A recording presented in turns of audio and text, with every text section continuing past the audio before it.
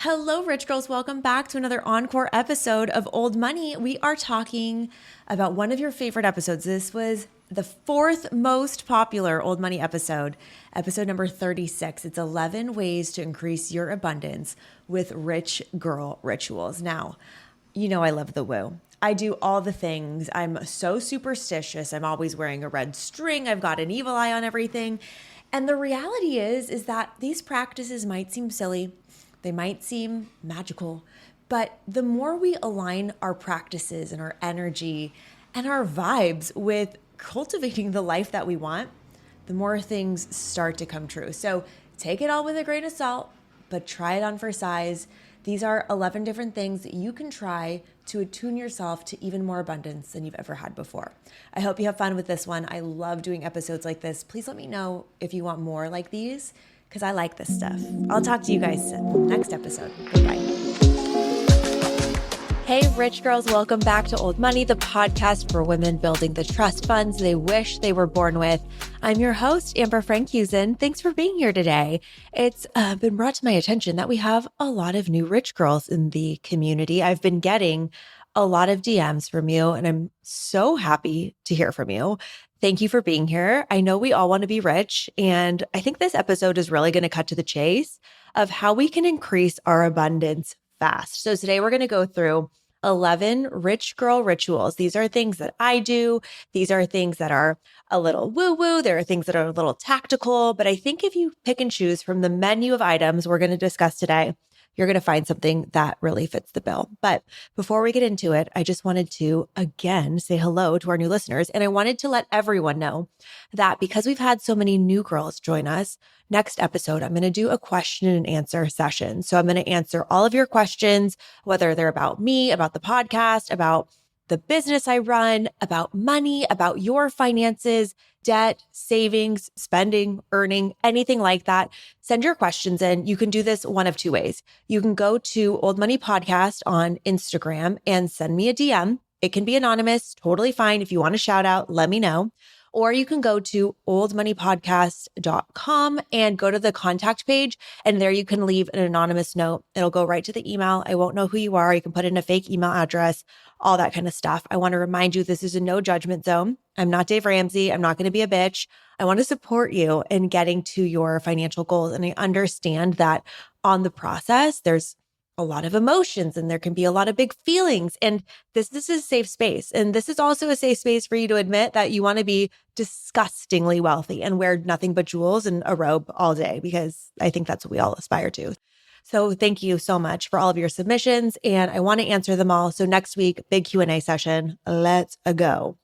Okay, also at the end of this episode, I'll give you a little birdie and bogey so you can know what's going on in my life, in my world. I'll clue you in into what's been going on over here at Rich Girl HQ. And I also have some hot takes on some pop culture stuff that's going on. So you're going to want to stick around to the end, but let's get into it. Today, we're talking about our rituals. And if you are in the woo-woo, yoga, like meditation zone, ritual is something that's probably comfortable. Like it's a word you know, right? You're like, oh yeah, rituals. I'm doing new moon spells and whatever. But if that's not your vibe, don't worry. I don't want to alienate you. This is still going to make sense to you. And these are still going to be tactical items that will actually increase your net worth by practicing them. So we have to start off with what a ritual is.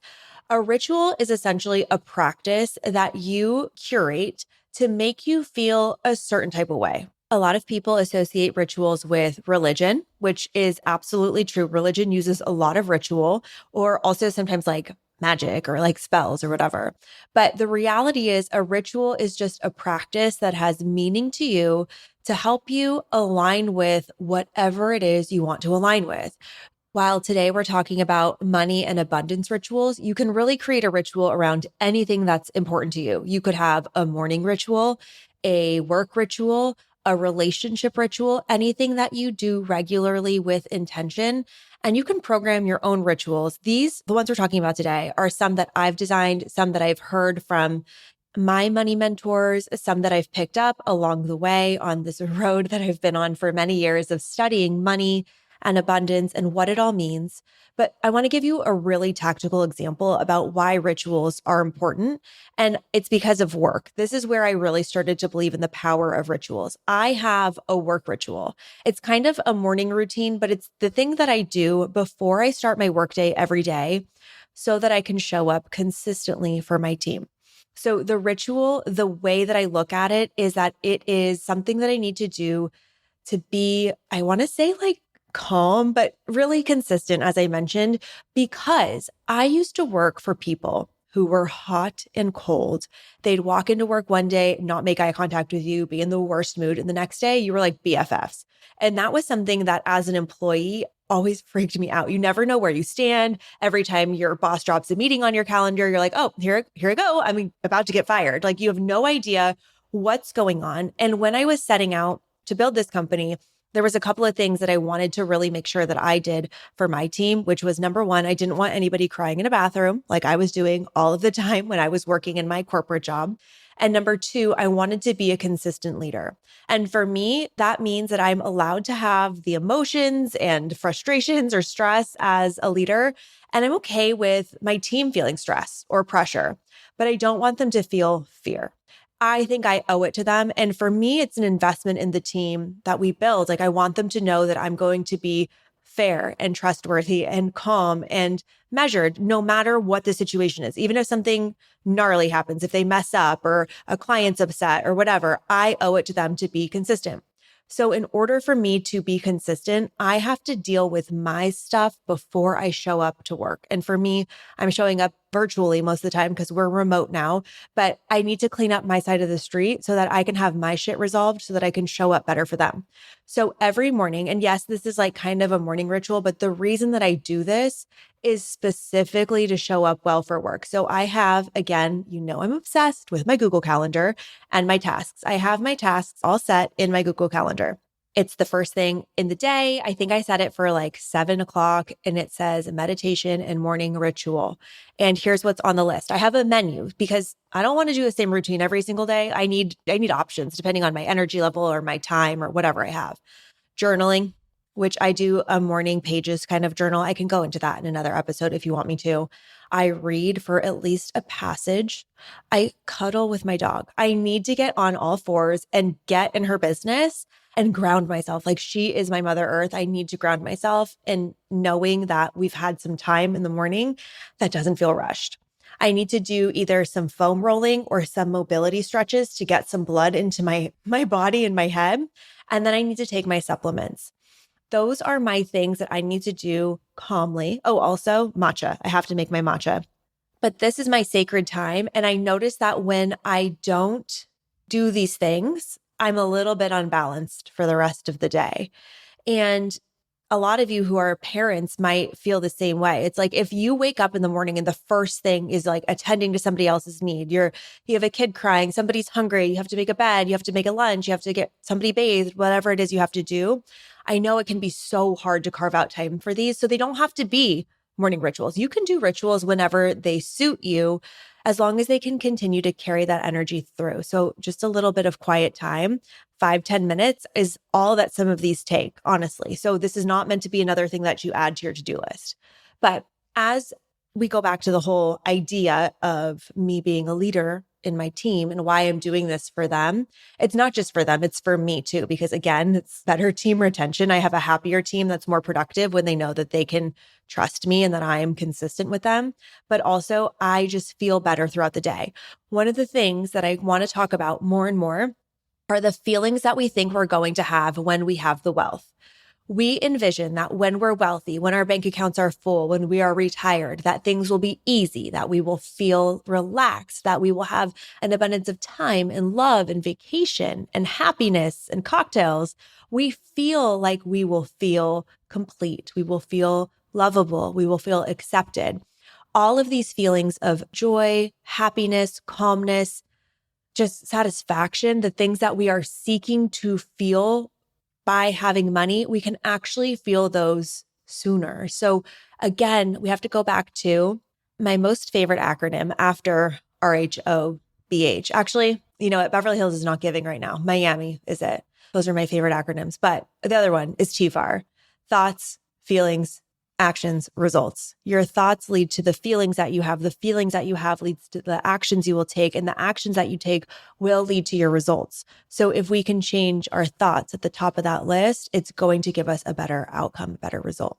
So again, if I'm talking about being the boss for my team, how can you be the boss and show up for yourself so that you are in the right mindset regularly? These rituals are designed to help you strengthen the muscles to having a wealthier mindset all of the time. And the first thing to ask yourself is like, what does a wealthy mindset look like, right? Like, well, if you think of somebody that you might believe to be abundant in all things, whether it's your future you or some imagined person or some person that you see on Instagram that you think has it all, ask yourself critically, think about this. What do you think they're thinking about? What are they not thinking about? And then humbly checking in with what you're thinking about and what you're not thinking about. Or what are they focused on? Are they focused on entrepreneurial activities, spending really quality time with family? Or are they focused on TikTok and Instagram? What are their goals? What is their temperament? What is their day-to-day presence like? Envisioning what those things might be of the wealthier version of yourself or the wealthy person you admire will help you get in line with why you're doing this ritual. So here's the thing again about a ritual. It's about programming our mind to strengthen the muscle to know what wealthy feels like. To know what wealthy feels like means we embody that now. And when we get the wealth, we can hold it. We have capacity for it. We are familiar with it. It's like, when you're familiar with a certain weight at the gym, after time, you know exactly what it's going to feel like when you pick it up. And I think it's the same thing with wealth. I think once you strengthen the muscles to hold the wealth, hold the capacity in your bank account, you're not going to have that lottery winner syndrome. Lottery winners always, not always, I shouldn't say that. A big majority of lottery winners are reported to lose their winnings. And people say, what happened? This also happens very often with athletes who get a huge signing bonus. And then by the time they're retired from their sport, they have nothing in the bank.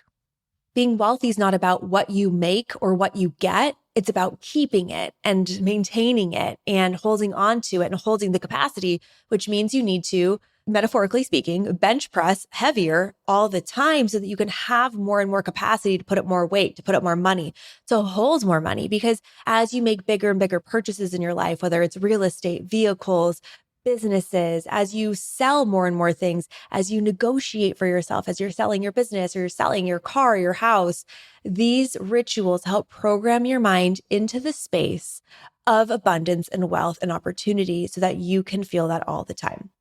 What rituals are not is magic spells. This is like a big thing because I see this all the time in the coaching space and the woo-woo space online, and people saying, this crystal is going to manifest abundance for you. Just hold on to some rose quartz and you're going to be a more beautiful version of yourself. Is that true? Does a rock have magical healing properties? Well, there are vibrations that are in all things because all things are energy. That is true.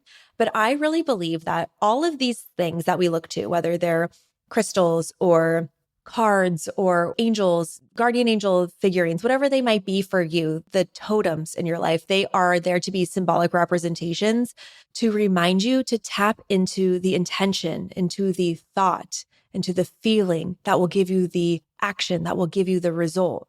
So the rituals are designed in the same way to remind you to focus your energy on the thoughts, the feelings, the actions, the results. So let's get into it. Already 13 minutes in, you're like, Amber, shut up. Like, get to the rituals. I want to make money now. I want my lucky girl energy turned on. I want the faucet turned on. I want to be overflowing in money. Yes, yes, yes. So first of all, getting set up to do any ritual, I think there are 4 components that need to be included in anything that you do. Very simple stuff, and also easy to remember because I love alliteration. You need set, setting, scent, and seeing.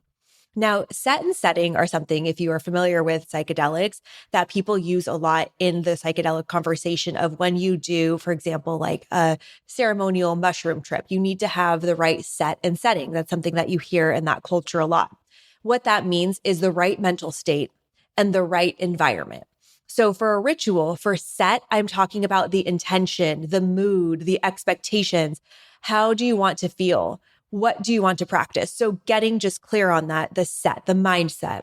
The second thing is the setting. So the physical environment, that's the place that you are in, but it's also the music that's on. It's the lighting. Are you doing this under fluorescent lights at the DMV? Because that is not an abundant vibe. Or are you doing this with sexy lighting on, some lo-fi music in the background? You've got some candles lit. It's evening. You're relaxed. You're ready to dive in and indulge. Or maybe it's in the morning sun before your kids wake up or before you go to work. Or maybe, honestly, this used to be mine, sitting in my car when it's warm, like the car is warm, from sitting in the sun, and giving yourself 3 to 5 minutes to listen to something, take some deep breaths, get intentional with the set. Your setting is warm, it's cozy, you're in your own little cocoon of your car. And here's the next two, scent. This is kind of a random one. This is my own thing. I have a wealthy scent. Not like naturally in my body. Maybe I do. Who knows? Maybe my BO smells like money. But for a wealthy scent, I actually had the opportunity to create my own signature scent at a fragrance workshop. And it's a mix of vanilla and Broxin, which is it's a very popular ingredient that's in a whole bunch of popular perfumes, but it's like this musky, woody, heady scent. It's so sexy. This ingredient called, I'm going to say this wrong, Hedione, Hedione. Anyway, when I was mixing what I wanted for my scent, those were the three that for me were just my signature scent. As we know, there are such strong ties to memory with scent. You can walk in somewhere, I do this all the time. I walk into bathrooms and I'm like, oh my God, this smells like my preschool. My preschool. It's the same cleaning products that they used at my preschool and I can remember it. Or I get this weird scent all the time that I'm like, oh, that smells like hamster cage. I don't know. Don't ask me, you guys, not sexy. But there's a certain scent and it reminds me of this girl that I went to elementary school with that had a bunch of hamsters and I hated being at their house because it smelled like hamsters. Okay. Weird shit. However, there are plenty of scientific studies that have been done to test memory and recall associated with scents. And there's a reported 226% better recall when you associate something with a scent so that you can remember it better. My English teacher in the 7th grade, Mrs. Strain, I'll never forget this. She used to give us each, and this was such a treat, in English class. Before we would take a test, she would give us Tic Tac. And when we were studying, she would give us a Tic Tac when we were in the class. And that was the first time that I had ever practiced that of oh yeah, this wintergreen Tic Tac reminds me of when I was studying. So when we're talking about scent and ritual, it's what is the scent that you can continually smell that's unique to you, that's not your everyday perfume, but it taps you back into when you do the ritual to really easily bring the feelings up again. What you're trying to do is Pavlov dog yourself here by associating a scent with the ritual that you do so that when you wear that scent again, or when you smell that unique scent, that's what your money scent is, it brings you right back to those feelings. The other thing is seeing. That's the last thing on the list. And that is what I'm talking about envisioning here. Seeing yourself, future casting, connecting the emotions and the feelings back to the intentions by seeing yourself embodying this wealthy vibration that you want to hold on to. Again, you can do this whenever you need a little boost. Maybe you're just spraying that scent on yourself and giving yourself one deep breath to lock in when you're reflecting on rituals you've done in the past, okay? It doesn't have to be a long to-do list. These 11 different options are a menu to you. You can do them whenever it feels good, maybe in the morning, maybe once a month on the start of the month, maybe it's on the new moon, whatever feels good. But I will say, don't forget to do them. Go right now and program in a recurring task in your Google Calendar that pops up every once in a while. And in the little description of the task, you can put this menu in here and let's go through them now. Okay, so the first ritual is a money date ritual. If you've been here for a while, you know my money dates, they are monthly. What I'm doing is I'm reviewing all of my spending, all of my expenses, all my investments, all of my savings accounts. I'm looking at my net worth. By the way, your net worth tracker is available for you online for free, oldmoneypodcast.com/net worth. And this is what I go through and do, and I honor my money. The very first episode of this podcast was Make Money Your Boyfriend, episode number 1. I think it's foundational. If you haven't listened to it yet, I definitely recommend you do. It's one of our most downloaded episodes ever, and it's about creating a relationship with your money. The same way, if you want to create a relationship with a partner, with a friend, with a business associate, you need to spend time. And the more intimate and vulnerable you get with the person, the subject, the thing, the deeper your relationship will go and the stronger it will be. So if you're avoiding having time with your money at your computer on a spreadsheet, you're never going to be able to get into a deep, like loving, luscious relationship with your money, which is what I believe is so necessary to actively grow your wealth. There's so many things that we need to do, in the exterior, but this is really about going interior and cleaning up our side of the street, cleaning up our bank accounts, cleaning up our financial life. The more clear you are, it's like going on Shark Tank. When you go on Shark Tank and Mr. Wonderful is like, what are your numbers? What are your sales? What are your margins? And when people stutter, he's like, you're done, son. Like, it's not, you can't even play the game. You have to know your numbers. You have to know where you're at with your expenses, your savings, your spending every month, your income. I actually was listening to an episode of Ramit Sethi's I Will Teach You to Be Rich, where he interviews couples. It's such a good podcast. It honestly is like a little dark though, because he's talking to people with heavy duty money troubles and counseling them through it. And it was this couple who had just gotten married and they were talking about how much they spent on their wedding. And she was like, we spent about $25,000. Well, no, plus or minus five. And then by the end of the conversation, she had pulled up her app where she was tracking her budget and it was closer to 45. And then one of the people in the couple was telling their salary. And she's like, yeah, I make $60,000 a year. And then the partner said, actually, we did the math and you're really only taking home like 40K. If you have these random roundabout numbers in your head, these ideas of what's happening for you, more than likely it's not accurate. So having a money date gives you an opportunity to get raw, real, and honest with your money. Again, set it a little reminder in your Google Calendar. I have mine set. And don't make this dreadful. Make it enjoyable. Get your beautiful luxury candle out. Set an intention that this practice, this money date is taking you one step closer to living the life of your dreams. Make sure that you're comfortable. Maybe you have a hot tea, a glass of wine. You are in a good mood and you can get through the sacredness of this process by seeing yourself working towards your financial goals. Number 2, this one is a little bit more woo-woo and it actually includes a bit of a spell. So the second ritual is all about cinnamon, which is viewed as a really powerful and helpful spice in the teachings of Feng Shui. According to the Eastern tradition, it has important qualities associated with purification, protection, and attraction. So the ritual is, and they say you're supposed to do this on the first of every month, take some ground cinnamon into your palm. You stand outside of the front door of your house and you set the intention. You're in the environment, right? Set the intention. And you're going to say this little prayer. It goes like this. When the cinnamon blows, prosperity will come to enter. When this cinnamon blows, abundance will come to stay. When the cinnamon blows, abundance will live here. And so it is done.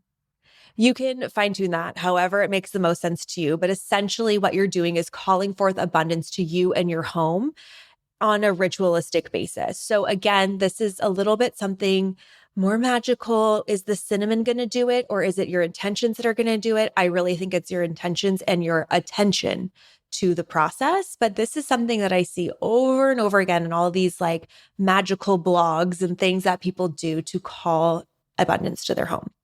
But on the same vein, I wanted to switch gears a little bit into number 3, which is just kind of Feng Shui in general for wealth for your home. So I'm obsessed with Feng Shui. I think it's so interesting. When I was in high school, I don't know, maybe you guys did the same thing. You'd get a magazine like 17 or whatever, and there'd be an article about how to Feng Shui your bedroom. And they would draw the grid of 9 in a room. And then you orient the grid based on where the door is or what direction it is, northeast, southwest.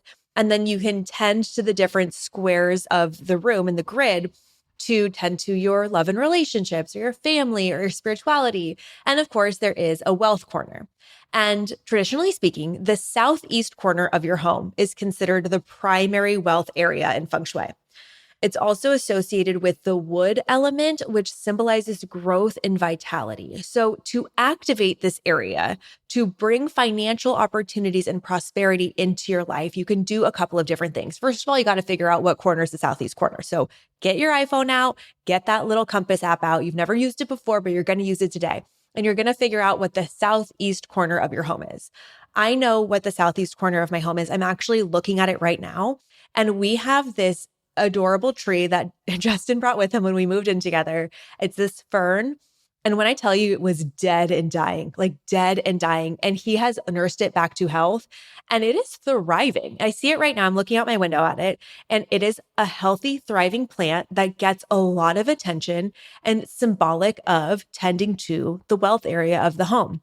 Justin doesn't know anything about this, but when I see him do it, I think in my head, oh my gosh, tending to the wealth area. Look at that prosperity. Look at that symbolic representation of the abundance we have in our life. And also it's a tree. It's like a, I don't know, like a planty, like bamboo-ish kind of looking thing. So it's got some wood element to it. But other things you can do if you don't have space for a plant or a garden, because you can also do like a thriving garden to represent abundance, is that you can make sure that the space at the very least is clean and orderly, uncluttered, like your finances should be. Just straightforward and simple. If you don't have an opportunity to put anything there, it should at least be clean and maintained. Secondarily, of course, as we mentioned, plants, but also water. Water, especially flowing water, not stagnant water. So like a water feature, like a little, I don't know, fountain or something.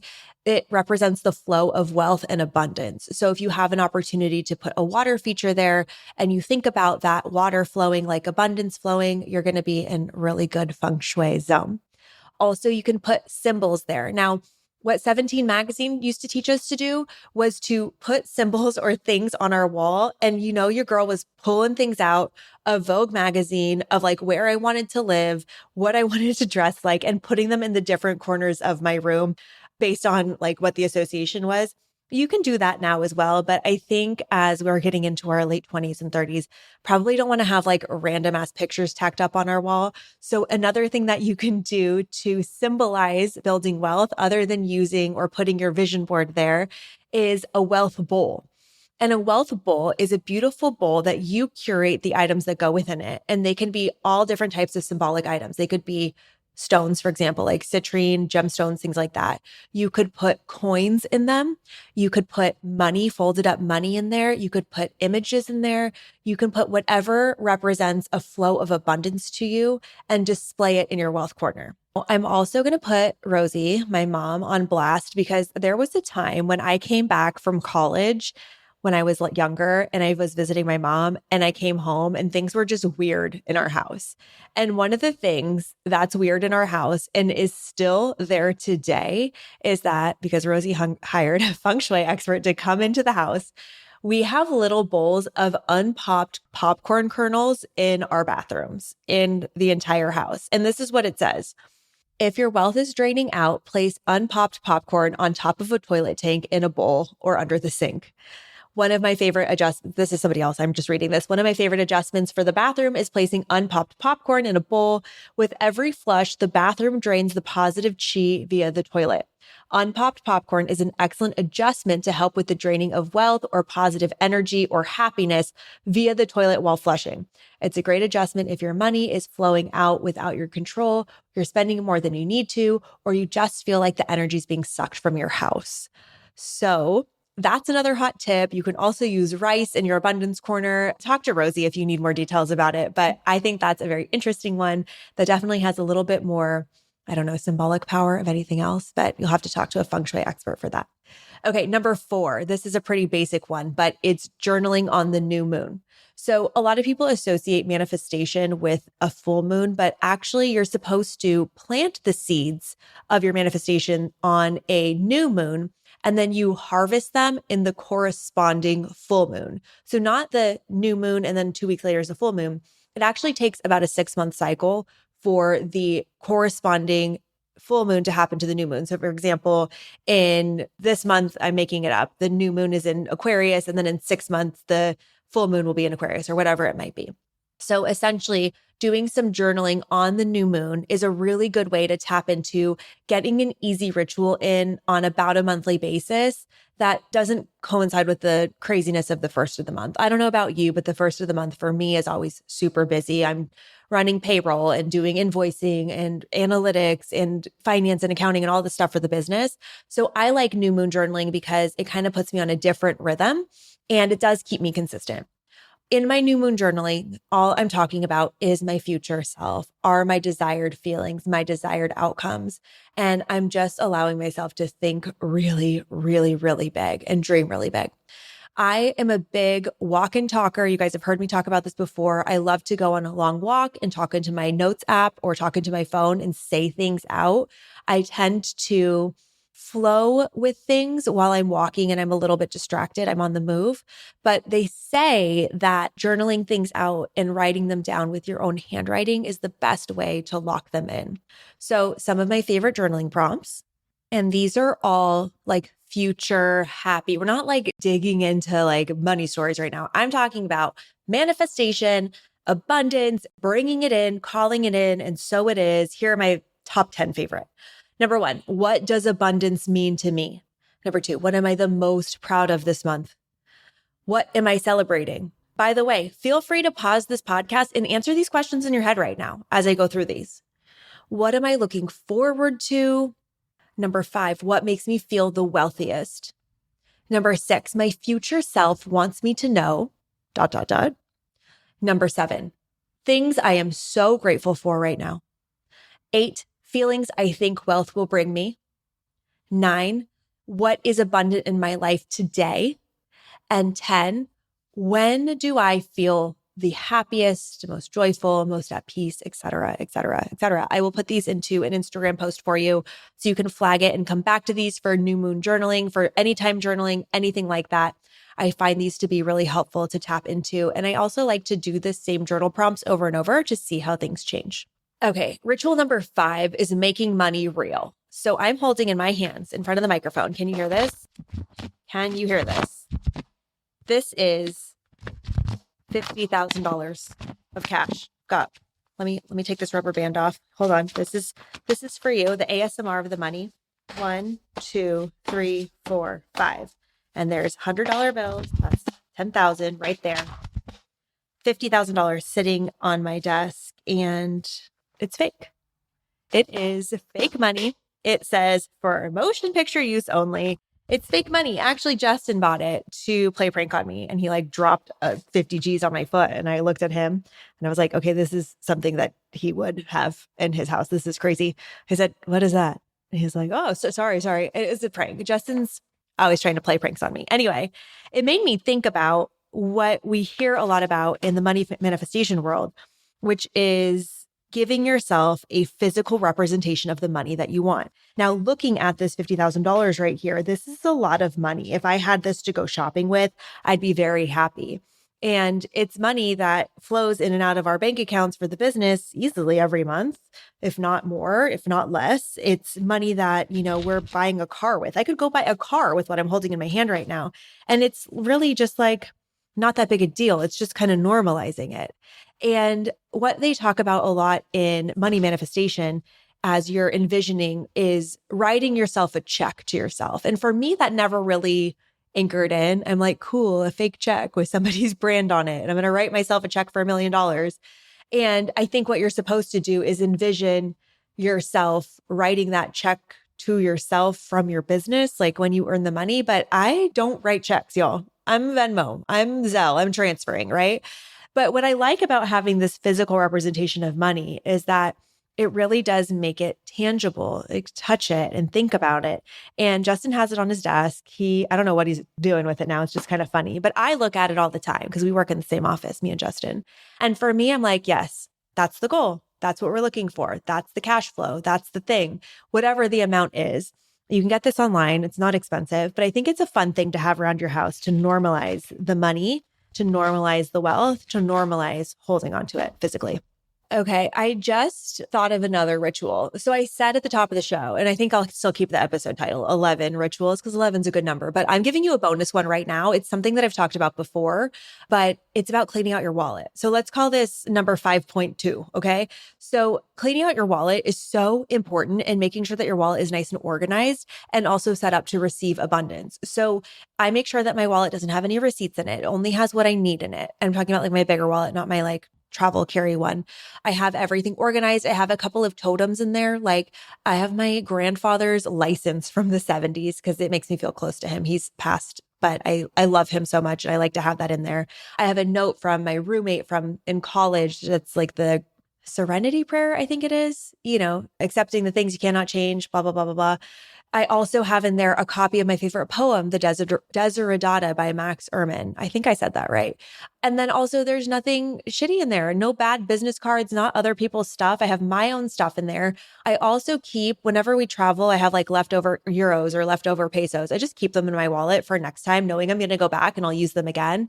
I keep a $2 bill in there. I also keep a $100 bill in there. So if I ever need cash for anything, I have $100 on hand. So cleaning out your wallet, making sure your wallet is a beautiful representation of your money is really important. So that's just a bonus little ritual that you can do is go clean out your wallet.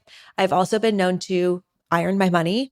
Do that carefully. If you do like over a towel, you can make your money nice and crisp again. Putting your bills all in the same order, making sure everything feels orderly, clean, and organized is really positive vibes for your money ritual. Okay, back on track. Number 6 is just tapping into somebody else's money knowledge. This is something that I have to do all of the time because I fail, I'm struggling still, I'm learning more. And so the more I can tap into other people's mindsets and remind myself, the more that it sticks. So maybe listening to Old Money podcast is your money ritual. And it's a time that you spend thinking about money and your wealth and your abundance. But for me, what I'm doing is I'm reading a passage of a book. I have, hold on, let me grab them. Okay, I have Sacred Success, A Course in Financial Miracles by Barbara Stanny. I also have Psychology of Money by Morgan Housel. I'm also reading Secrets of the Millionaire Mind by T. Harv something. Hold on, I can tell you. T. Harv Eker. I also really like Amanda Francis's book, Rich as Fuck, I think is really good. By the way, have you guys seen the drama with that in Vivian too? Do you guys know Vivian too? She is your rich BFF on TikTok. She is a very interesting character. I'm going to give you a hot take right now. I think she's a marketing genius, positioning genius. She kind of gives me like lecturing vibes, kind of like Dave Ramsey. And interestingly, there was an article that dropped in the New York Times this week about how millennials and Gen Z hate Dave Ramsey because they think he's out of touch. I don't disagree. He is talking about financial models that worked in a different time. And it's, a whole new ball game out there. And that's why we're talking about the new rules of old money here, because the old rules don't apply anymore. Anyway, back to Vivian Tu and Amanda Francis. Really interesting stuff. Amanda Francis came out with a book, Rich as Fuck, and Vivian Tu came out with a book called Rich AF. And it's very interesting because my initials are AF. My company is AF Marketing.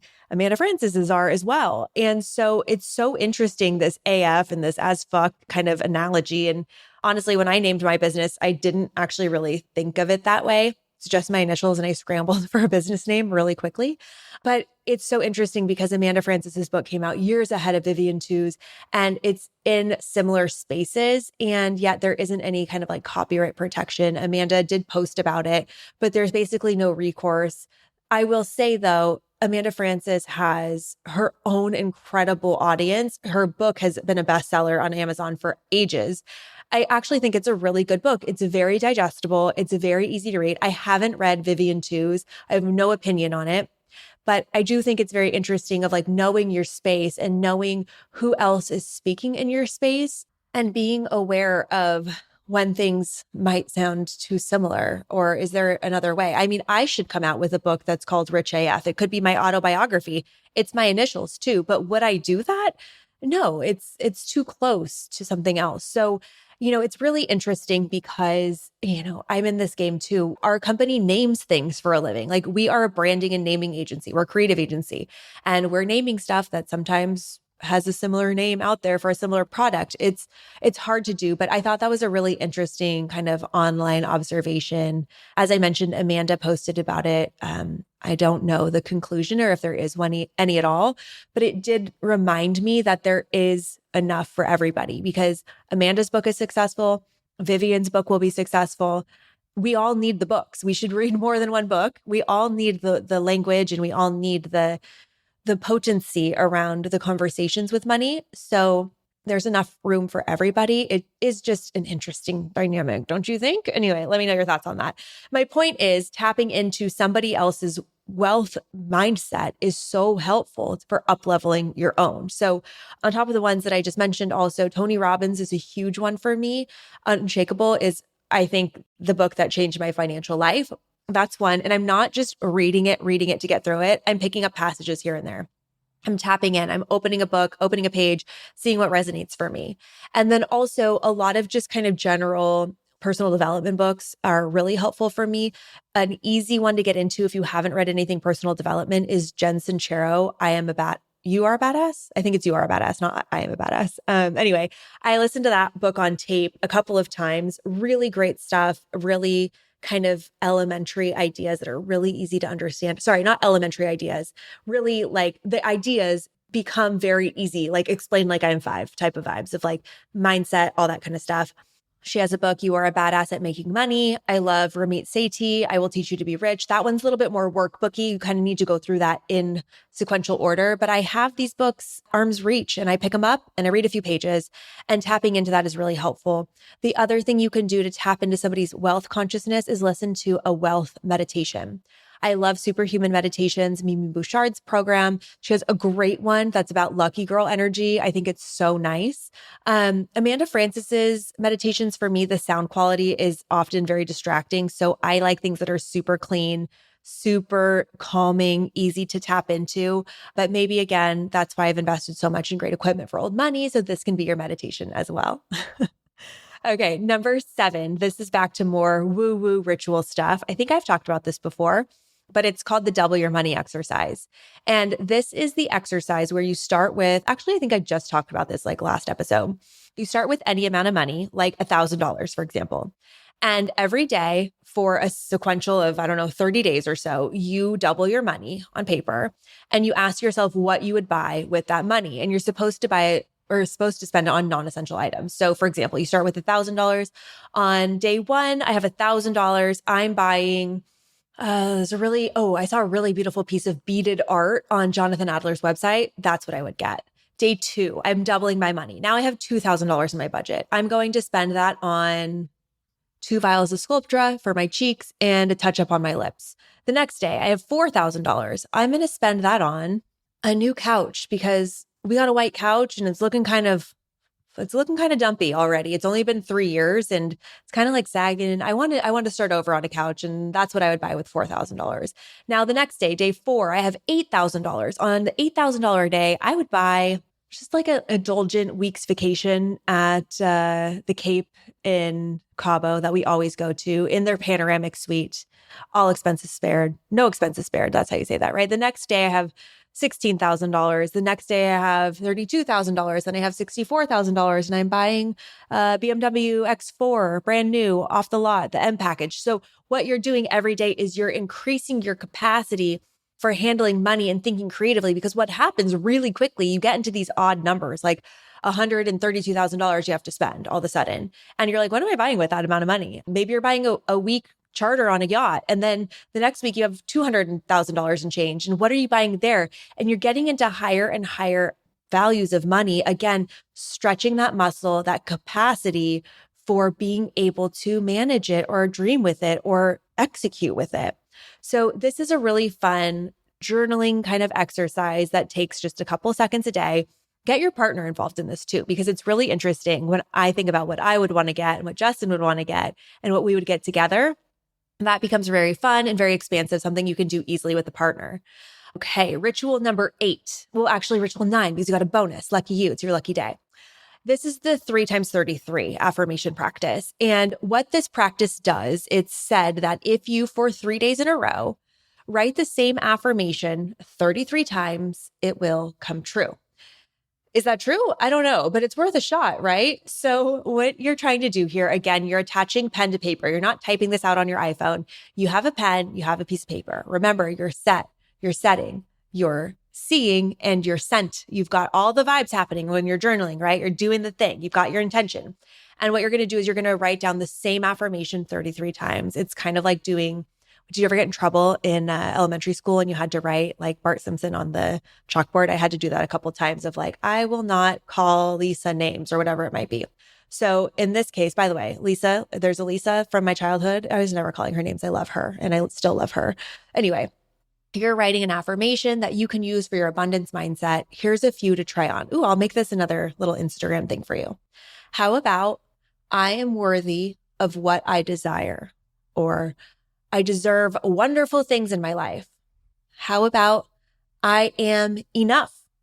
Like you are smart enough, lovable enough, perfect enough. How about I am successful? I am wealthy. How about money flows to me with ease? Or I am an opportunity magnet. Or there's more than enough to go around, i.e., Amanda Francis and Vivian too. Or success comes easily and naturally to me. I am successful. Anything like that. Any affirmation that speaks to you, baby girl, that's your affirmation. 3 days in a row, 33 times a day. Lock that idea in. What you're doing is you're programming this affirmation to be true to you in your mind. Affirmations don't happen if you just think about doing affirmations. You have to take action, look yourself in the mirror, make confident eye contact with yourself, smile at yourself, love yourself, give yourself the vibe, and say things to yourself to make them become true. I love to affirmate. No, that's not a word. I love to say affirmations like while I'm driving around. I just kind of riff. I'll be talking to myself. I got my music on in the background and I'm like, I am wealthy. I'm cool. I'm doing this damn thing. Look at me running a business. Look at me growing this business. Look at me scaling this business. I'm doing it. I'm worthy to do it. I am capable of doing it. Look at me having a podcast. It is happening. It is growing. My community is here. We are doing this together. I feel good about this. Everything is good. I am successful. I am wealthy. I am abundant. I don't want for anything. I will literally drive around town and I will miss my exit. So like, be careful. Make sure you have your GPS on, but I will drive around town and talk to myself and it works, you guys. It really, really works. So ritual number 8 is 3 by 33. Write your affirmations down. Okay. Number 9. This one is really all about setting. And this is for me, the fastest way to get into a wealthy mindset is to put myself in places where either wealthy people are or where my future self will be. Go to the places that make you feel wealthy. Caveat, here's a little asterisk for you. Here's something that I hate people saying to do. I think this is so disrespectful. Here's something you cannot do. This is an old money rule, okay? Like, please do not go do this. Do not go out into the world and fake shop for things that you cannot afford and waste a salesperson's time. I used to sell homes. I used to sell new homes. My team used to sell homes. And if somebody came in and wasted my time by faking the fact that they could afford a home and they were taking my attention away from actual business activities, I would literally throw them off the building. Like, it's so disrespectful. It's dishonest. It's not good vibes. If you are going around and driving cars that you can't afford, touring homes that you can't afford, and wasting somebody else's time for your selfish act of wanting to feel in the vibe, that is not the vibe, my friend. You've got to be really clear and clean about what you're doing here. And there are ways to get into the vibe of feeling wealthy without wasting anybody's time. You could, for example, tour an open house, like a regular open house on the weekend when people are allowed to come through and be looky-loos. You could go to model home complexes and you can let the agent know, I'm just a looky-loo. I'm not in the market, but I would love to see the interiors or whatever it might be. Be respectful. You can go to the car lot, go to the Porsche dealership. Justin and I just did this like 2 weeks ago. We're actually looking for a car, but my God, they could not have, nobody even looked our way. I was like, okay, we look like we can't afford a Porsche apparently. And nobody fucking bothered us. And we got in the cars and we tried them out. And you know what? We actually decided that we didn't love them that much. So you can go there. You can be respectful. You could also go to a really nice hotel. Okay. You could go to a hotel bar, have a Chardonnay, enjoy the vibes, enjoy the atmosphere. In San Diego, some of my favorite hotels to do this are the Guild Hotel, the Pendry Hotel. I love Le Berge and Del Mar. There's a lot of places that are just accessible for a nice hotel bar vibe. You could go to a pool for a day. We love the pool at the Pendry in downtown San Diego. Go to a spa appointment and then lay out all day. Like, enjoy the vibes. Like, go be where you would want to be when you're living your best leisurely life and get into the vibe, right? Like, dress the way you want to be dressed, be the way you want to be, embody that future self energy, and go put yourself in the environment. In addition to these kind of general things you can just pop in and out of, if there's a special event like the opera or the ballet or the symphony, if that interests you, for me, it's all about the yacht shows. I mean, I work in yachting with some of our clients, so I love to be in that energy, going to the parties. Maybe you're going to Concours de Elegance. There's one in La Jolla if you're local to San Diego, food and wine festivals. What are you looking for? How are you spending your time, your discretionary time? If you want to embody a next level you, go put yourself in those experiences. Go do them now. They don't always have to be super expensive. Getting a ticket to something like a yacht show, I mean, it's $35. Maybe you can't get on every single yacht unless you're a qualified buyer, but you can look. There's a lot of yachts that will let you on, even if you just register and you're a looky-loo, or you can go, like I said, and sit in the cars. There's options there. There's not a high barrier to entry. You can get involved. Two more rituals on this list to inspire you today. Number 10 is making a gratitude list. Boring. I want to see you make a gratitude list and post it on Instagram. I want you to post an Instagram post about all the things you're grateful for. You can type it out in a story. You can collect photos, make a little carousel post. You can make it your vision board. I really believe, and I actually posted this on my Instagram. Hold on, we're going to look at the date. June 14th, 2019, long before Old Money Podcast was even a sparkle in my eye. I've been doing this work for a very long time. And I wrote this under a picture of Lisa Vanderpump holding a swan that's painted by Laura Collins art. Absolutely stunning. And my beautiful past self wrote, hot tip, use your Instagram as your own personal vision board to manifest your visions instead of posting reminders of your pain. I'm currently manifesting my own line of rosé, puppies, overflow, massive abundance, a Ken, and my own tagline on the Real Housewives of Carlsbad. If you can't accept me at my Rena, then you don't deserve me at my LVP. By the way, Lisa Vanderpump, still my favorite housewife, the wittiest, the snarkiest. She did her job, okay? She came to eat and she ate. Lisa Rinna, bad vibes, dirty vibes, even though Lisa Rinna and I share a birthday. So I don't know what that says about me, but LVP is the Lisa of choice for me all day, every day. Fight me on that. I will die on that hill. My point is, are you using Instagram as a place to keep up with the Joneses, signal to others? Are you using that to satisfy a need other than just celebrating what your life is? Remember how Instagram started? It was a photo sharing app. Now it's a marketing app. It is a way for people to sell things to you.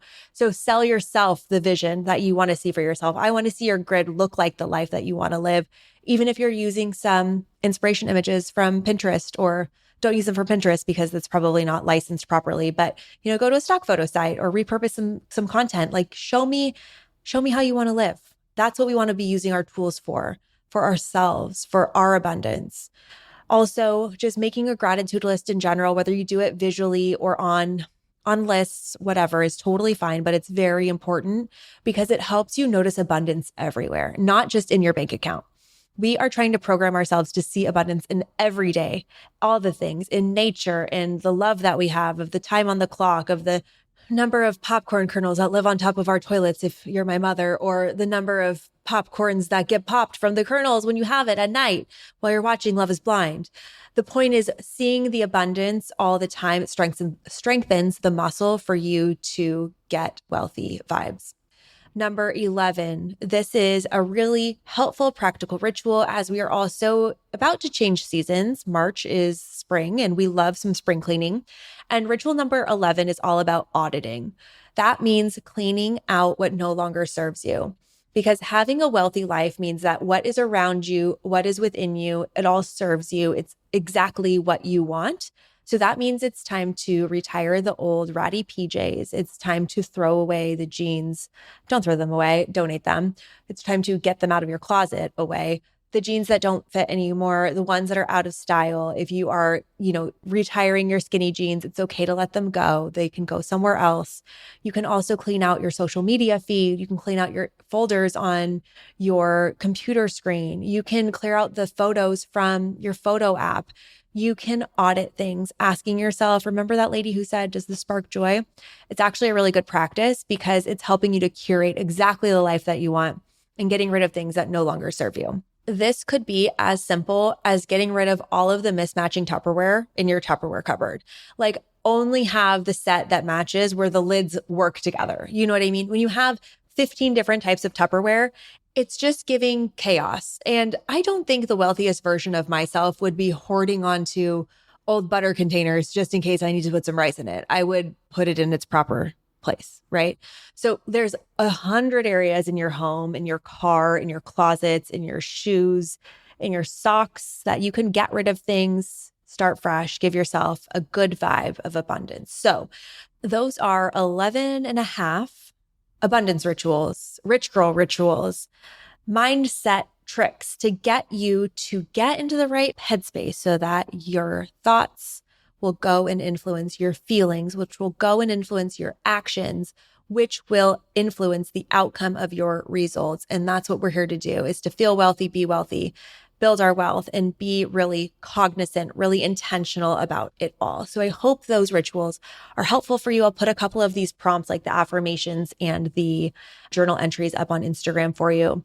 Again, it's Old Money Podcast on Instagram and TikTok. But before we go, let's do a little quick check-in, a little birdie and bogey. If you don't play golf, it's okay. Neither do I. But just remember, a birdie is a score in golf when you get one stroke under par, which is good. And a bogey is one stroke over par, which is bad. I'm just helping prime you for the country club, so you're caught up on the vocabulary and you know how to look good on the links. So in this segment, I'll let you know what or who got my birdie of the week and who missed the mark and who got the bogey. So my bogey of the week is something that I'm really disappointed in giving a bogey to, which is the show on FX called The Swans. It's Feud, The Swans versus Truman Capote. And I've been looking forward to this for ages. I'm obsessed with Truman Capote from A Breakfast at Tiffany's era. So he was the author of the Breakfast at Tiffany's, the book, which got turned into that iconic movie with Audrey Hepburn. But he's also just an American author, and he was known for living this very societal New York lifestyle. And this show documents the falling out of him and New York high society women. Truman Capote was gay, is gay, was gay. He's dead now. And he had this really close, tight-knit relationship with all of these women in New York society in the 60s and 70s. And he built such close relationships with them that they told him all of their secrets, whether it was the fact that they knew that their husband was cheating on them, or they were dying of perfectionism, or trying to be thin to fit into their clothes, or maybe even potentially, allegedly, murdered their husband on purpose / on accident. And this show is meant to document the feud between the women in New York society and Truman Capote. Okay, and first of all, the show is visually stunning. Like, talk about old money vibes, like just the wardrobe, the set. Naomi Watts is the main character, and she is flawless, like just everything of the sort. There are martinis and cigarettes galore. Every commercial is like a non-smoking commercial to remind you to not kill yourself with lung cancer. But the set, the beauty, the dialogue, it's great. But the thing that's missing for me is that the punchline of the show happened in the first episode. And the reason why that's a feud and what really happened in real life was that all of these secrets that the women told Truman Capote, he ended up putting into a story about them and publishing. And the way that he wrote the story, of course, he used fake character names, but the commonalities between the story characters and the real life society characters that people knew about were so close and so parallel that it was obvious that he was writing about all of these people. So he basically betrayed all of their trust and ruined their friendship for his benefit to publish a book. At the end of his life, Truman Capote was a huge alcoholic and narcissist and really not a healthy man, physically, mentally, emotionally. But the whole like story coming out in Esquire that happens in episode 1. And so for me, what this show fails to do is set the stage of how deeply the relationships were ingrained, the trust that was there. They do this kind of like back and forth timeline thing where they go back in time and then they flip forward in time. But if you don't know the story, it's really confusing to know what's then and what's now type of a thing. And I just don't feel like they did a good enough job of building up to the crux. I wish they would have spent 2 or 3 episodes really delving into the details of everything. I feel like they used one example of Babe, who's the Naomi Watts' character, her husband cheating on her with the governor's wife. It just didn't go deep enough for me. And then the whole like fallout from the show is just Truman Capote being an absolute drunk and Naomi Watts dying of cancer. Spoiler alert. So I just was disappointed. It's still coming out. It's rolling out week by week. I'm still going to watch it. But for me, this is like the epitome of old money. We're talking about these people going on private jets to Jamaica in the 60s. Like the wealth was so much less of dispersed then, I guess. I just feel like there was less wealthy people then. And it does such a good job of talking about the society, but I just don't feel like they talked about it enough, especially the hosting and the societal pressures of everything that goes on in that upper echelon of women, of people, of couples, et cetera. So unfortunately, I have to give my bogey to the show, The Swans. My birdie of the week goes to something totally random, which is dreaming. Dreaming? So yes, I have been taking a supplement recently, an injectable NAD, and it is a longevity supplement. I get it injected. Justin pokes me twice a week with NAD, and NAD is basically helping the cells in your body work more quickly. They increase the mitochondrial activity in your cells. So for healthier cell turnover, better skin, better recovery from workouts. It's just an overall kind of like anti-aging supplement that I've been taking for the last, I would say it's February, so 6 weeks or so. And I'm really, really loving it. And the other thing that it does is it really helps with cognitive function and it also helps with sleep. And I've been sleeping like the dead, like deep sleeping, falling asleep very quickly and then sleeping hard throughout the night. And the reason that I know I'm sleeping so hard is because I'm dreaming so hard. So you only dream in certain states of rest, right? Like when your brain is really in REM sleep. I think that's when you have very vivid dreaming. And when I was younger, when I was in middle school, even into high school, I kept a dream journal. I was really interested. I've always been super interested in the subconscious and programming and the way that our brains work and psychology, hence why old money exists. Like I'm obsessed with this stuff, you guys. This is not just something I'm trying on as a trend. It's like, this has been my lifelong obsession. Like, how is my brain working? What am I processing in my sleep?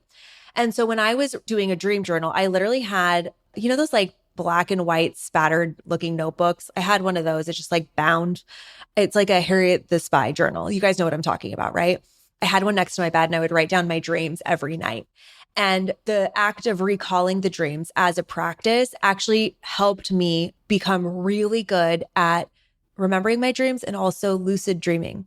And lucid dreaming is the process of recognizing that you're dreaming while you're dreaming.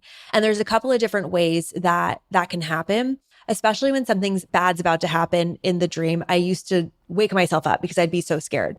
But over time, there's practices, and you can do research on this, where my technique is I look at my hands and I remember, like, I just think like, look at my hands, because that's easier for me in a dream state to do. That's my go-to technique.